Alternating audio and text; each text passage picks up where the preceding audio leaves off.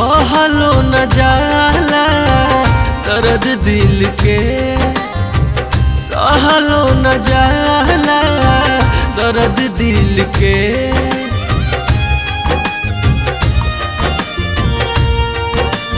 हाँ, कहलो न जाला दर्द दिल के, सहलो न जाला दर्द दिल के। जान जैतू जान बाटे कितना तोहरो जरूरत,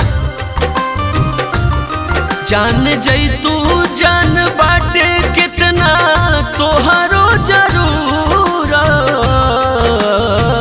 अखिया से हटे नहीं सूरत रे, अजबे रोग है मोहब्बत रे मोहब्बत। अखिया से हटे नहीं सूरत रे, अजबे रोग है मोहब्बत, अजबे रोग है मोहब्बत।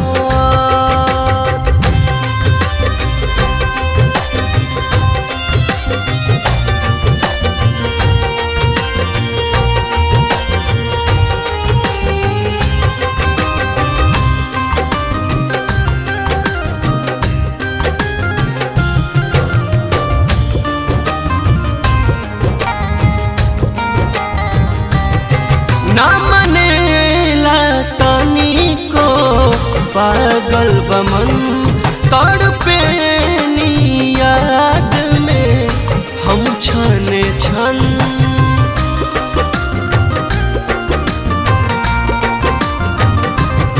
ना मनेला तानी को पागल बमन, तड़पे नी याद में हम छने छन।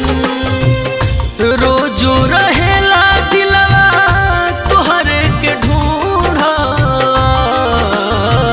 अखिया से हटे नहीं सूरत रे, अजबे रोग है मोहब्बत रे मोहब्बत।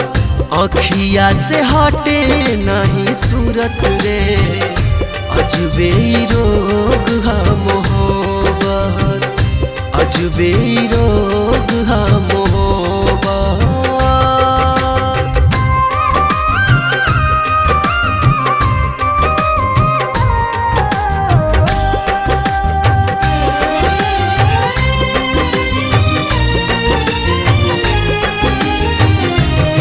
जायाबाद रहा तू ये सनम,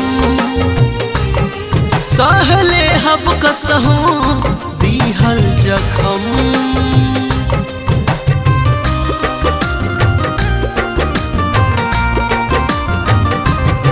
जायाबाद रहा तू ये सनम,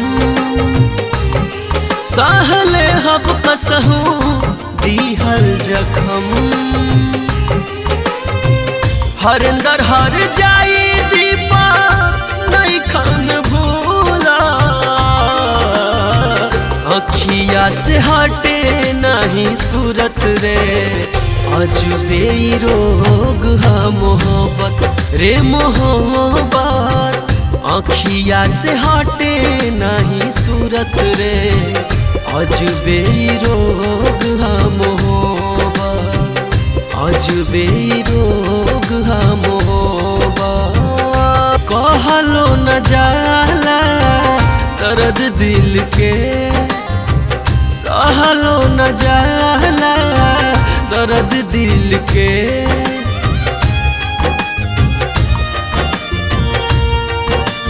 हाँ, कहलो न जाला दर्द दिल के, सहलो न जाला दर्द दिल के। जान जैतू जान बाटे कितना तोहरो जरूरत, जान जैतू जान बाटे कितना तोहरो जरूरत। अखिया से हटे नहीं सूरत रे, अजबे रोग है मोहब्बत रे मोहब्बत।